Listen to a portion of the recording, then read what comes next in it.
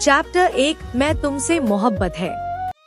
नमस्कार दोस्तों, मैं आपकी राइटर काजू खत्री आज आपके लिए एक नई दास्तान लेकर आई हूँ।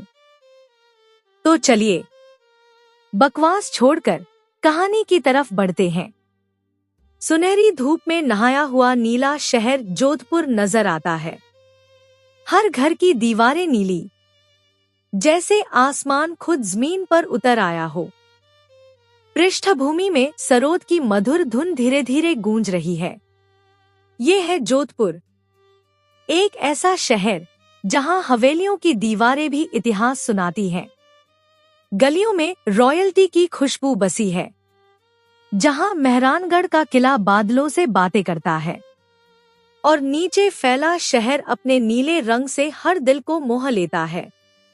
ऊंट की घंटियों की झंकार, रेत की उड़ती परत, महलों की झरोकों से झांकती परंपरा और शान, मानो हर पत्थर कोई पुरानी कहानी कह रहा हो। यह शहर है रंगों, रिवाजों और राजसी रौब का संगम, जहां दिन रोशन है राजस्थानी आतिथ्य से और रातें जगमगाती हैं थार की हवाओं में गूंजते लोकगीतों से। जोधपुर, जहां हर मोड़ पर एक नई कहानी जन्म लेती है, और उन्हीं कहानियों में से एक है हमारी दास्तान हुकुम सा का जुनून। रात गहरी थी। राजस्थान की ठंडी हवा रेत की लकीरों पर फिसलती चली जा रही थी। चांद जैसे किसी जुगनू की तरह पूरे मैदान पर चांदी बिखेर रहा था। हर रेत का जरा उस रोशनी में चमक रहा था जैसे आसमान जमीन पर उतर आया हो। वहीं खड़ी थी दो रूहें। एक आराध्या सिंह, लालकालिक के घाघरे में लिपटी, आंखों में बेचैनी और उम्मीद की झिलमिलाहट लिए हुए, और दूसरी ज्ञान, सादे कपड़ों में पर निगाहों में एक अटूट जज्बा। उसकी चुप्पी में भरोसा था और सांसों में एक वादा। आराध्या ने आसमान की ओर देखा। चांद उसकी आंखों में उतर आया था। उसकी आवाज कांपी जैसे भीतर से कोई दीवार टूट रही हो। आराध्या, धीरे टूटती हुई आवाज में, ज्ञान, मेरे अंदर कुछ बिखर रहा है। हर दिन बाबूजी एक नए रिश्ते के साथ और नई शर्त, कोई नया डर लेकर आते हैं। अब मुझसे ये सब और नहीं सहा जाता। ज्ञान, गहरी स्थिर आवाज में, आराध्या, डरना मत, मैं हर मुश्किल का सामना कर लूंगा तुम्हारे लिए। कल मैं खुद तुम्हारे घर आऊंगा, तुम्हारे पापा से बात करूंगा और खुले आसमान के नीचे तुम्हारा हाथ मांग लूंगा। रात और भी गहरी हो चुकी थी। आसमान पर चांद अब अकेला नहीं था। उसकी चांदी सी रोशनी अब दो धड़कनों के बीच बस गई थी। आराध्या के दिल की धड़कन तेज हुई। हर सांस जैसे एक सवाल पूछ रही थी, क्या वाकई ये रिश्ता वक्त की कसौटी पर टिक पाएगा? उसकी आंखों में उम्मीद भी थी और एक हल्का सा डर भी। वो धीरे धीरे कदम बढ़ाती हुई ज्ञान के पास आई। हवा में रेत उड़ी और दोनों के बीच की दूरी बस एक सांस जितनी रह गई। आराध्या, धीरे, भावनाओं से कांपती आवाज में, ज्ञान, अगर तुम साथ दोगे ना, तो मैं हर मुश्किल सह लूंगी।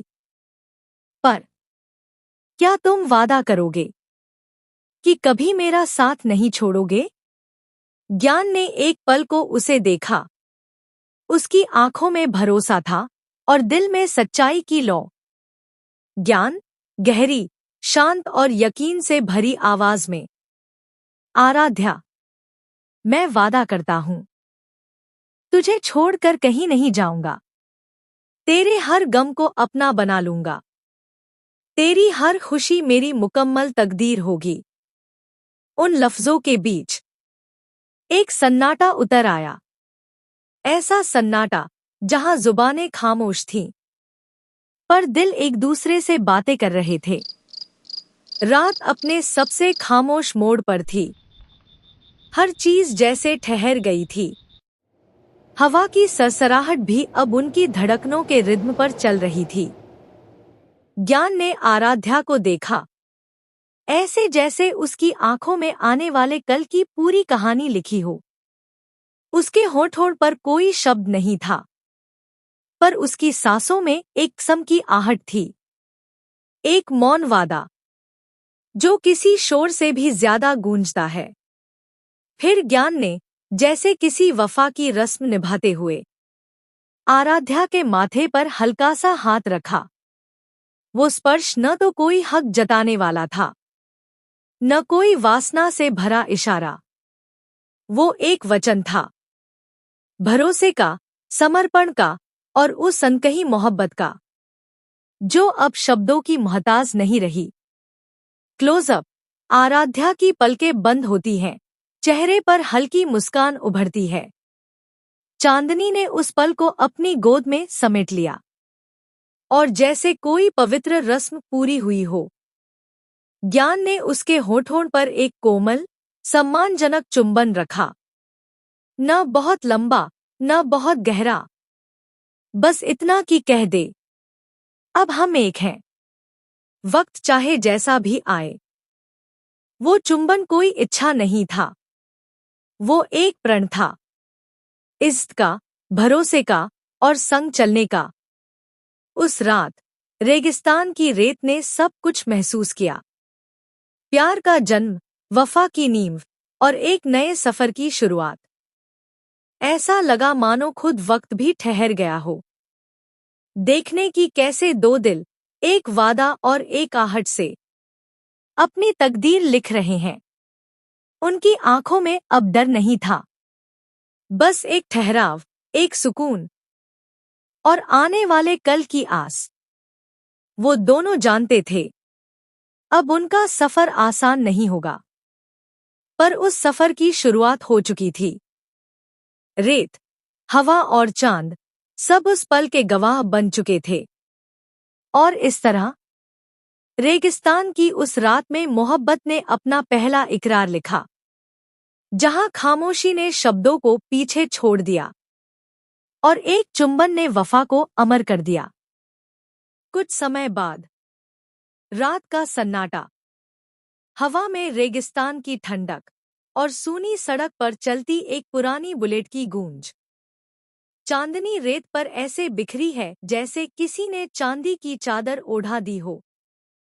बाइक पर आगे ज्ञान और उसके पीछे उसकी धड़कन आराध्या। आराध्या धीरे से अपना सिर ज्ञान की पीठ पर रखती है। उसके हाथ धीरे धीरे ज्ञान की कमर के चारों ओर कसते जाते हैं, जैसे कह रहे हों, जहां भी जाना, साथ लेकर जाना। ज्ञान धीमे स्वर में, मुस्कुराते हुए हवा में बोलता है, इतना कसकर पकड़ोगी तो शायद खुद को भी भूल जाओ कि बाइक चला रहा हूं या तुम्हारे ख्यालों में खो गया हूं। आराध्या थोड़ी मुस्कान के साथ, धीमे स्वर में, कभी कभी लगता है अगर वक्त यहीं रुक जाए तो अच्छा हो। ना कोई मंजिल, ना कोई दूरी, बस तुम, मैं और ये रात। ज्ञान धीरे से उसका हाथ पकड़कर होंठ से छूते हुए, मेरी भी तो यही ख्वाहिश है, कभी तुमसे दूर न जाओ, चाहे वक्त लाख कोशिश करे। आराध्या, तुम्हारी मम्मी के हस्बैंड की तबीयत अब कैसी है? पिछली बार सुना था तबीयत ज्यादा खराब थी। ज्ञान गंभीर पर स्नेह से भरा, हाँ, कल ही डॉक्टर के पास गया था। माँ की आंखों में अब भी टेंशन दिखती है, पर जब मैं पास होता हूं ना, तो जैसे उन्हें चैन मिल जाता है। शायद मैं ही उनका सुकून हूं और तुम मेरा। आराध्या धीरे से उसके कंधे पर सिर टिकाते हुए, तो फिर दोनों के सुकून का ख्याल रखना, क्योंकि मैं भी अब तुम्हारे सुकून की वजह बनना चाहती हूं। नरेशन धीमी, भावुक आवाज में। उस रात की सड़क गवाह बनी, दो रूहों के वादे की, जो शब्दों से ज्यादा खामोशी में बोले गए। रेगिस्तान की हवा भी ठहर गई थी, जैसे उसने भी मोहब्बत की खुशबू महसूस कर ली हो। आराध्या मुस्कुराई, होंठ-होंठ पर एक मासूम सी तृप्ति थी, जैसे चोरी छुपे चुरा लिया गया कोई अनमोल पल। वह धीरे-धीरे अपने कमरे की ओर बढ़ी, दुपट्टा उतारा और थकान से भरे कदमों के साथ बिस्तर पर गिर पड़ी। उसकी पलकों ने जैसे ही एक दूसरे को छुआ, नींद की नरम चादर ने उसे घेर लिया। चेहरे पर वही मुस्कान बाकी थी, उस मुलाकात की याद में डूबी हुई। धीरे-धीरे कैमरा ऊपर उठता है और कहानी मुड़ जाती है आराध्या की बीती जिंदगी की ओर। आराध्या सिंह, जोधपुर के प्रतिष्ठित उद्योगपति कमलेश सिंह की इकलौती बेटी, शहर की सबसे भव्य हवेली में जन्मी और उसी के साए में पली बढ़ी। उसकी दुनिया में हर चीज थी, ऐशो आराम, प्रतिष्ठा और पिता का अटूट स्नेह। मगर उसके भीतर एक खालीपन था, माँ के न होने का। 5 साल की उम्र में जब उसकी माँ का देहांत हुआ, तो हवेली की दीवारों ने भी कुछ वक्त के लिए अपनी रौनक खो दी थी। कमलेश सिंह ने तब एक ही वाक्य कहा था, मेरी जिंदगी में अब सिर्फ मेरी बेटी है। और सचमुच उन्होंने वही किया। उन्होंने आराध्या को एक राजकुमारी की तरह पाला, उसकी हर ख्वाहिश पूरी की, पर साथ ही उसे अनुशासन की परिभाषा भी दी। आराध्या के हर कदम पर पिता की परछाई थी, एक ऐसी परछाई जिसमें मोहब्बत भी थी और नियंत्रण भी।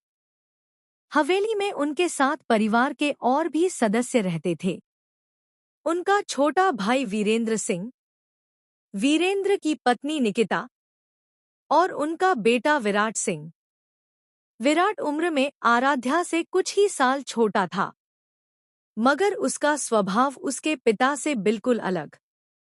बेफिक्र, उद्दंड और कभी-कभी सीमा लांघ जाने वाला। जहां आराध्या अपने पिता की मर्यादा थी, वहीं विराट उस हवेली की सबसे बड़ी चुनौती। इस आलीशान घर में सब कुछ था, शानो शौकत, रुतबा और परंपरा का भारी बोझ। बस नहीं थी तो आजादी की हवा, वो हवा जिसे आराध्या अब महसूस करने लगी थी, कभी चांदनी रातों में, कभी ज्ञान की बाहों में। अगली सुबह आराध्या आईने के सामने खड़ी थी, नीले रंग का लहंगा चोली पहना हुआ, कमर पर हल्की सी चैन बंधी, उंगलियों में दुपट्टा लपेटे हुए बेचैन निगाहों से सोच रही थी, पता नहीं ज्ञान मेरी बात सुनेगा या नहीं, पर जो भी हो आज बाबा से सच कह दूंगी। उसने हाथ जोड़कर भगवान श्री कृष्ण से प्रार्थना की, हे कृष्ण मुरारी, मेरे बाबा इस रिश्ते के लिए मान जाए। मैं ज्ञान के बिना नहीं रह पाऊंगी। शाम का समय, हवेली का बड़ा हाल। कमलेश सिंह अपने असिस्टेंट आसीन जी से कुछ जरूरी बात कर रहे थे। आराध्या उनके पास बैठी थी, मगर दिल जोर-जोर से धड़क रहा था। आसीन जी के जाते ही कमलेश सिंह ने गंभीर स्वर में पूछा, बोलो आराध्या, तुम्हें कुछ कहना है? आराध्या ने गहरी सांस ली, अपनी सारी हिम्मत जुटाई और कहा, पापा, मैं जिन रिश्तों को आप अब तक मेरे लिए लाते रहे, उन्हें मैंने इसलिए ठुकराया क्योंकि मैं किसी और से प्यार करती हूं और मैं उसी से शादी करना चाहती हूं। कमलेश सिंह कुछ पल तक चुप रहे, फिर अपनी छड़ी के सिर पर हाथ फेरते हुए बोले, मुझे अंदाजा था। तो कौन है वो लड़का? आराध्या कुछ पल के लिए झिझकी, फिर बोली, मैंने उसे आज रात यहाँ बुलाया है ताकि आप भी उससे मिल सकें। उसने अपने पिता का हाथ पकड़कर कहा, वो बहुत अच्छा है पापा, आपको बहुत पसंद आएगा। वो मुझे रानी बनाकर रखेगा। कमलेश सिंह की आंखों में सख्ती थी, लेकिन अंदर एक बाप की चिंता भी थी। उन्होंने बस इतना कहा, तो देख लेंगे बेटी। तो दोस्तों, अब सवाल ये है, क्या आराध्या के पिता इस रिश्ते को मंजूर करेंगे, या फिर ये मोहब्बत एक नई परीक्षा में बदलेगी? जानने के लिए सुनते रहिए हुक्मसा का जुनून का अगला अध्याय। चैप्टर 2, हुक्मसा जुनून। आराध्या की सांसें थोड़ी तेज थी। हवेली के दरवाजे पर खड़ा हर नौकर जैसे रुक गया था जब उन्होंने उस युवक को भीतर आते देखा। एक सादे कपड़ों में, पर निगाहों में तूफान लिए हुए। वह था ज्ञान, वही लड़का जो किसी रईस खानदान से नहीं, बल्कि अपने ईमान और हौसले से दुनिया जीतने का सपना रखता था। उसकी चाल में एक अजीब सी ठहराव थी, न कोई झिझक, न डर, बस एक सच्चे आदमी की निडरता। काले रंग की शर्ट, जिसके ऊपर के 2 बटन खुले थे, नीचे हल्की सी ढीली पैंट और पैरों में साधारण चप्पल। पर जब उसने सिर उठाया, उसकी आंखों में एक ऐसी चमक थी जो किसी राजकुमार की शान से कम नहीं लगती थी। वो धीरे धीरे हवेली के बड़े हॉल में दाखिल हुआ। हर कोने से उसे ठंडी नजरें देख रही थी। नौकरों की फुसफुसाहट, चाचा वीरेंद्र की तीखी निगाहें, और सबसे ऊपर कमलेश सिंह का मौन लेकिन भारी अस्तित्व। ज्ञान ने सिर झुकाया नहीं। वो सीधे अंदर आया, जाकर सोफे पर बैठा, एक पैर दूसरे पर टिकाया, जैसे वो वहां का हकदार हो। कमलेश सिंह ने अखबार से नजर उठाई और बस एक ठंडी मुस्कान दी। वो मुस्कान जो बाहर से शालीन थी, पर भीतर आग थी। आराध्या वहीं खड़ी थी। उसकी उंगलियां कांप रही थी, लेकिन उसकी आंखें सिर्फ ज्ञान पर टिकी थी। उसकी धड़कनों का हर सुर कह रहा था, वो आ गया। कमलेश सिंह ने गला साफ किया। उनकी भारी आवाज कमरे की हवा को चीरती हुई निकली। तो तुम ही हो वो, जिसके लिए मेरी बेटी ने पूरे घर के खिलाफ बगावत की है। ज्ञान ने सीधा उनकी आंखों में देखा, बिना झुके, बिना कुछ सोचे। जी हाँ, मैं ही हूं। और आपकी बेटी ने बगावत नहीं की, सिर्फ सच्चाई को चुना है। कमरे में सन्नाटा छा गया। आराध्या ने सांस रोकी। वीरेंद्र सिंह का चेहरा तमतमा उठा। बड़ी हिम्मत है तेरी, हमारे घर में आकर ऐसी बातें करता है। ज्ञान ने हल्की मुस्कान दी। आवाज नर्म थी लेकिन शब्दों में गहराई थी। हिम्मत नहीं सर, मोहब्बत है। जब दिल सच्चा हो तो डर कैसा? आराध्या की आंखों में नमी आ गई। उसके सामने वही आदमी खड़ा था जो अपनी सादगी में भी किसी शेर से कम नहीं लग रहा था। कमलेश सिंह की उंगलियां मेज पर हल्के हल्के थिरकने लगी। वो बोले, कमलेश सिंह हंसते हैं, लेकिन वह हंसी ठंडी और कटु होती है। खुश रखोगे?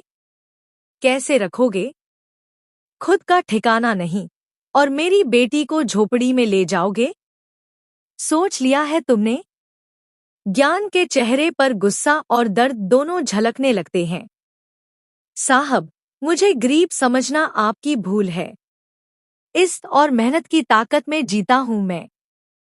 आपकी बेटी के लायक बनने की कोशिश करूंगा, पर प्यार में कमी नहीं आने दूंगा।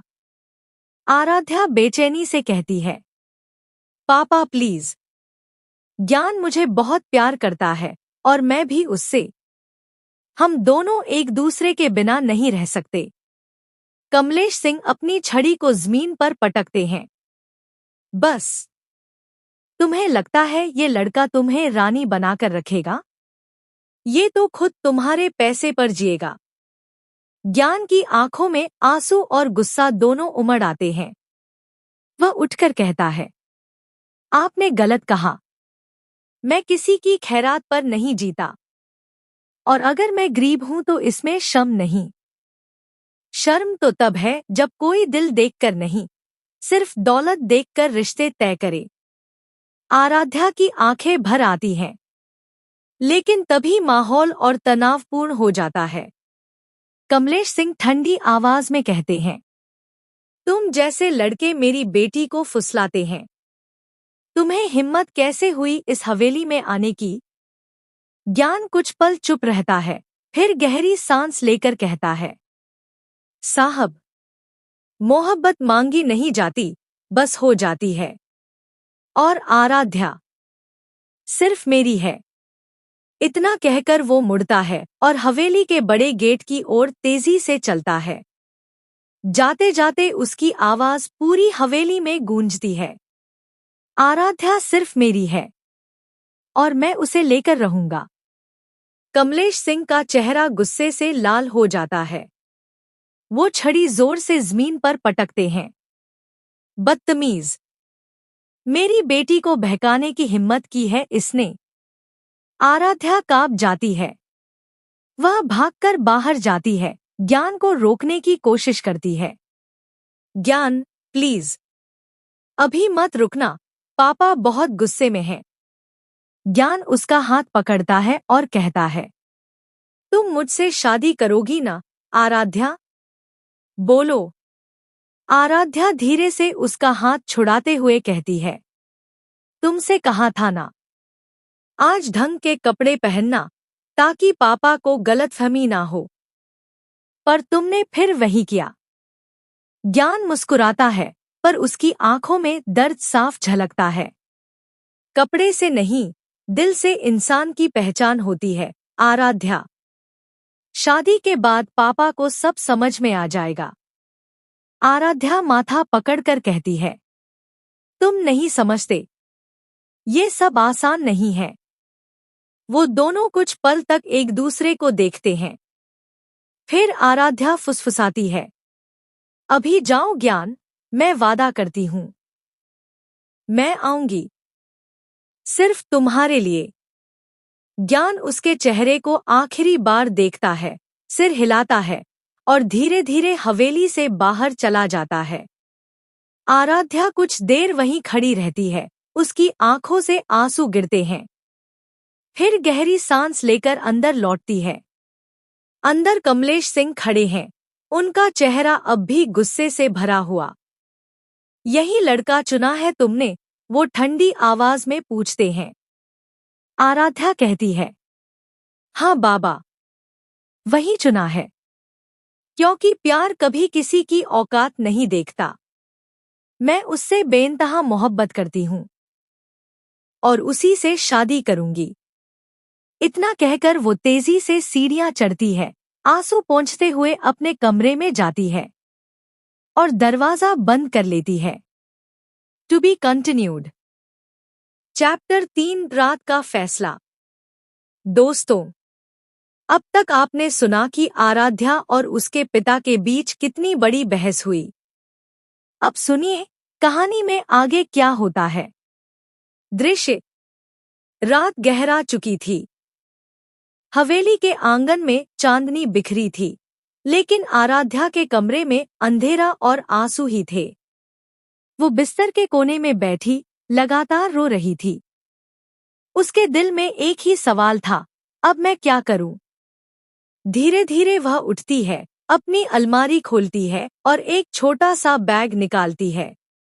उसमें जल्दी जल्दी कपड़े रखती है।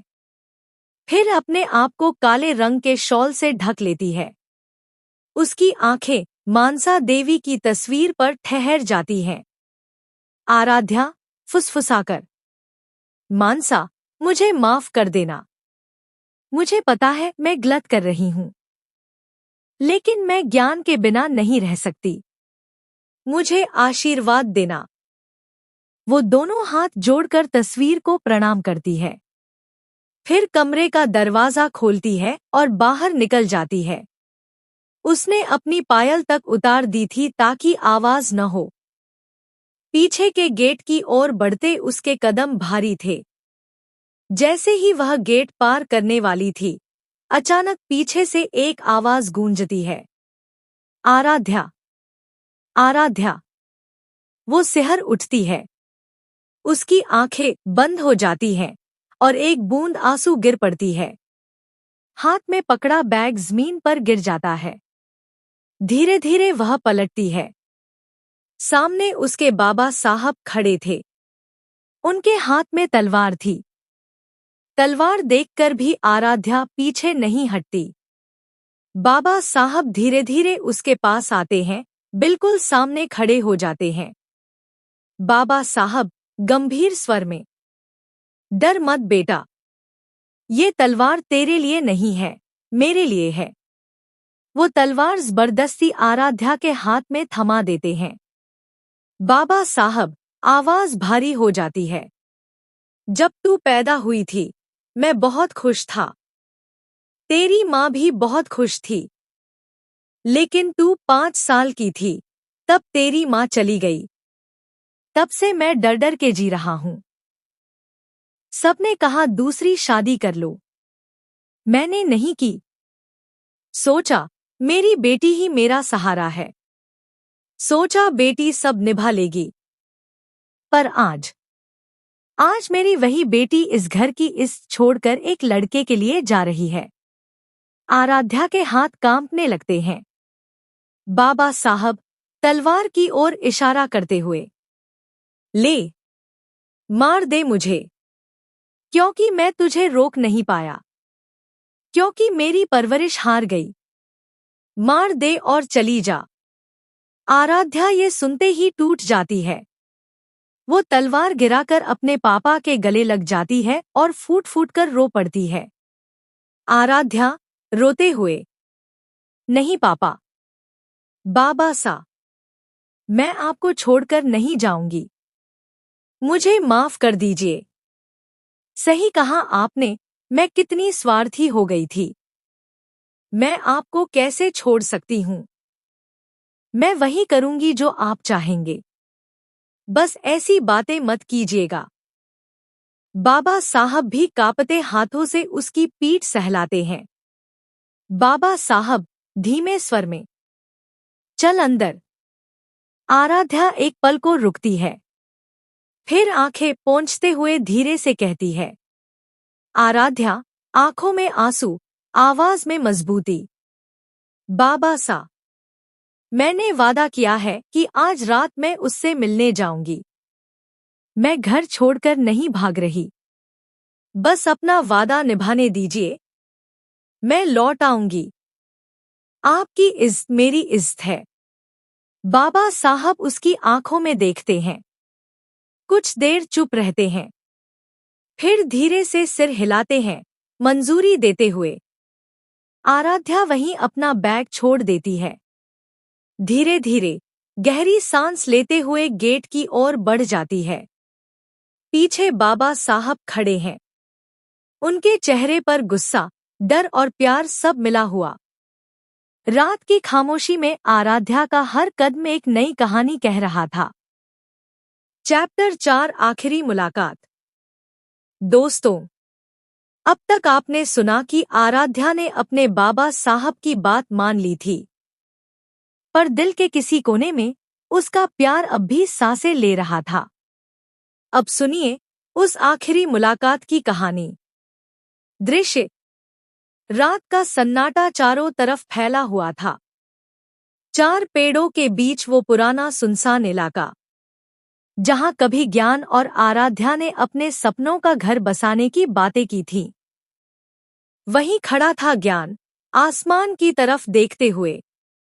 उसकी नजर चांद पर थी, वही चांद जो उसके प्यार का गवाह था।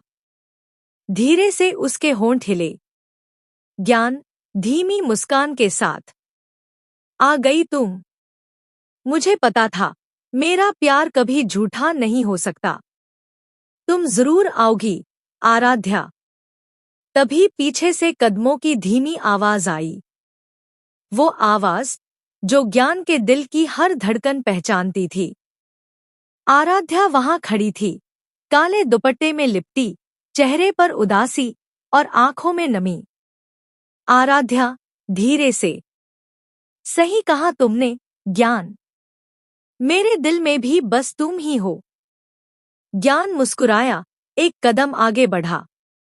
पर तभी आराध्या ने रुकते हुए कहा, पर मैं यहाँ तुम्हारे साथ जाने नहीं आई हूँ। मैं तुम्हें अंतिम विदाई देने आई हूँ।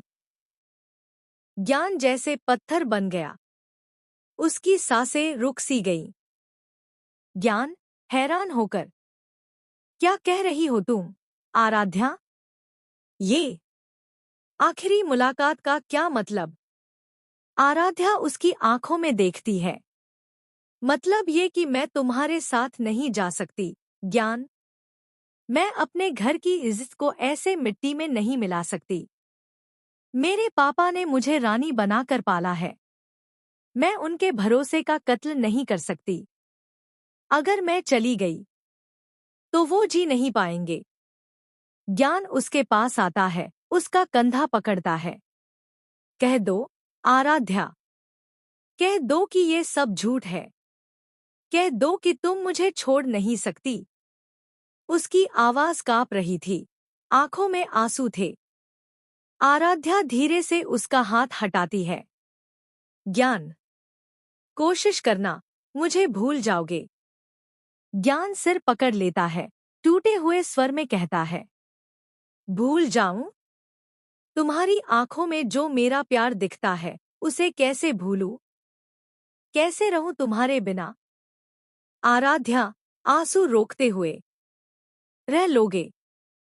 कुछ दिन, कुछ महीने मुश्किल होंगे, फिर सब ठीक हो जाएगा। प्यार करने वालों के साथ हमेशा यही होता है। समय सब भुला देता है। ज्ञान आवाज ऊंची करते हुए, मेरे प्यार के लिए ऐसा मत बोलो, आराध्या। मुझे गुस्सा आ रहा है खुद पर कि मैं एक ऐसे प्यार में पड़ा जिसका अंजाम सिर्फ जुदाई है। वो अपनी मुट्ठियां भींच लेता है, आंखें लाल हो जाती हैं। आराध्या धीरे से, कांपते स्वर में, ज्ञान, तुम बहुत अच्छे हो, पर मैं मजबूर हूं। कुछ पल दोनों चुप रहे। फिर आराध्या ने गहरी सांस ली। मैं जा रही हूं, ज्ञान। अपना ख्याल रखना। जैसे ही वो मुड़ी, ज्ञान की आवाज पीछे से फटी, रुको आराध्या। अपनी माँ को क्या जवाब दूंगा मैं? आराध्या पलटी नहीं, बस रुकी और दूर देखते हुए बोली, उन्हें मेरी मजबूरी समझा देना। वो एक औरत है, वो समझ जाएंगी। क्योंकि एक लड़की का प्यार अक्सर उसके रिश्तों और जिम्मेदारियों के बीच दब जाता है। हम औरतें जीती हैं, पर अपने मन से नहीं। उसकी आवाज टूट गई। वो धीरे धीरे चलती चली गई और अंधेरे में गुम हो गई। ज्ञान वहीं जमीन पर घुटनों के बल गिर पड़ा। उसके आंसू मिट्टी में समा रहे थे। वो आसमान की ओर देखकर चिल्लाया, आराध्या। उसकी चीख चारों दिशाओं में गूंज उठी, जैसे उसके दिल की हर पीड़ा चांदनी में घुल रही हो। तो दोस्तों, क्या यही था उनके प्यार का अंत? या इस अधूरी मोहब्बत में अभी बाकी है कोई कहानी? क्या लौटेगा ज्ञान अपने हक का प्यार लेने? जानने के लिए सुनते रहिए हुक्मसा का जुनून, अगला चैप्टर। चैप्टर 5, उदयपुर, झीलों की रानी और एक राजा का दिल। तो दोस्तों, पिछली कड़ी में आपने सुना कैसे आराध्या और ज्ञान की मोहब्बत की कहानी अधूरी रह गई। पर किस्मत के पन्नों पर अभी बहुत कुछ बाकी था, क्योंकि कहानी अब एक नए मोड़ लेने जा रही है। अब वक्त है हमारे हीरो की एंट्री का। राजवीर राठौर, उदयपुर का सबसे युवा, सफल और रॉयल उद्योगपति। स्वभाव से कड़क, पर दिल से बेहद सच्चा। जिसका नाम सुनते ही लोग कहते हैं, राजवीर साहब। मतलब अनुशासन और शान का दूसरा नाम। झील पिछोला की लहरों पर चांद की परछाई, हवा में मंडराती शहनाई की हल्की धुन, और झील किनारे खड़ा एक लंबा चौड़ा रॉयल नौजवान। वह सफेद कुर्ता पहने हुए था, जिसके ऊपर के 2 बटन खुले थे। हल्की हवा उसके सीने को छूती गुजर रही थी, और चांदनी में उसका चेहरा किसी राजा की तरह दमक रहा था। कड़क मूंछें, गेहुआ रंग और आंखों में गहराई, ऐसा व्यक्तित्व कि कोई भी लड़की उसे देखकर ठहर जाए। राजवीर की निगाहें झील के पार आसमान में टंगे चांद पर थी। शायद वह किसी ऐसी चीज की तलाश में था जो अब तक उसकी जिंदगी में आई ही नहीं थी। सच्चे प्यार की तलाश। पृष्ठभूमि में हल्का म्यूजिक बजता है। तभी पीछे से आवाज आती है, साहब, बड़े साहब बुला रहे हैं अंदर हवेली में। राजवीर एक हल्की सी मुस्कान देता है और बिना कुछ कहे अपने कदम बढ़ा देता है उस भव्य महल की ओर। उसकी चाल में एक ऐसा रौब था जैसे हर कदम पर ज़मीन खुद झुककर सलाम कर रही हो। महल में दाखिल होते ही चारों ओर शाही सन्नाटा था। उसके दादा साहब अपने सोफे पर बैठे थे, एक राजसी आभा में, शांति से। आओ बेटा, बैठो मेरे पास। राजवीर आदर से झुकता है और उनके सामने बैठ जाता है। दादा साहब कहते हैं, राजवीर, अब वक्त आ गया है कि तू अपने जीवन का दूसरा पड़ाव शुरू करे। हम चाहते हैं कि अब तू शादी कर ले।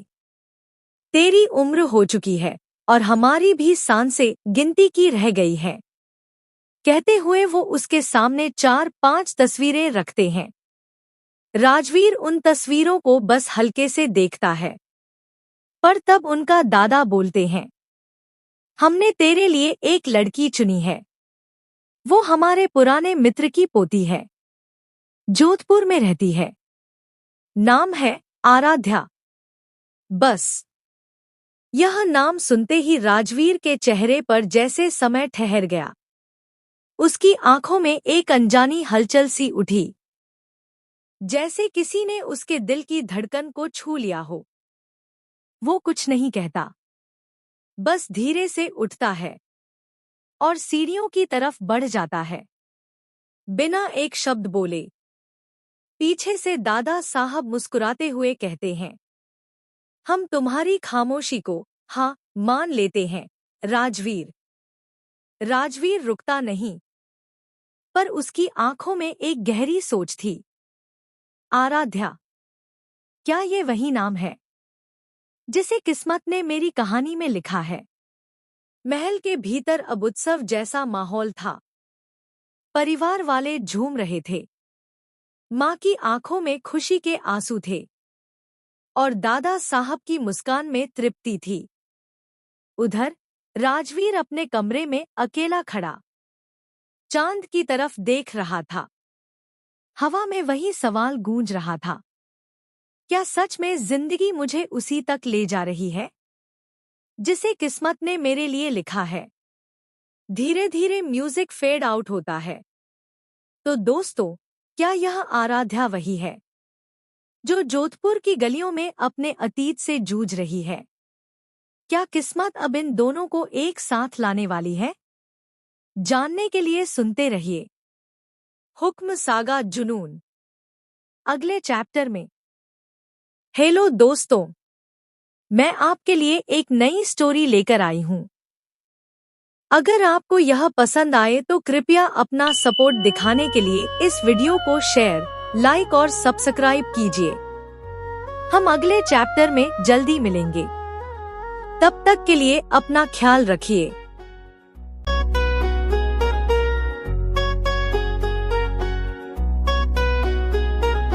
घूंघट में लाज राखो, नैनों में बात है, चोरी की खड़ंक सो, हिवड़ में रात है। पधारो हारे सपना में, फूला सा मुस्कायो ओ हुक्म सा थारो नाम दिल पे छायो।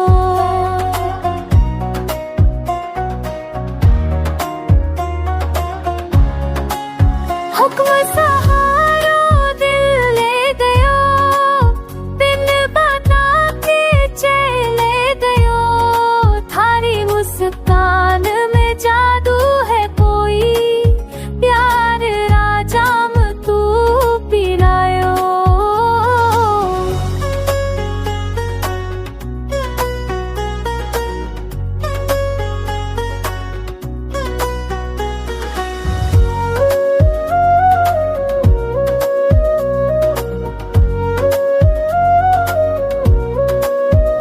तारी पायलों री रुंझुन सुन के थम जावे पवन। थारो छुवो लागे मोहे जैसे सावन रा फुहार। चंद मारी चांदनी तू मैं रात री रानी। मिल जावे दो दिल हारो हारो प्रेम कहानी।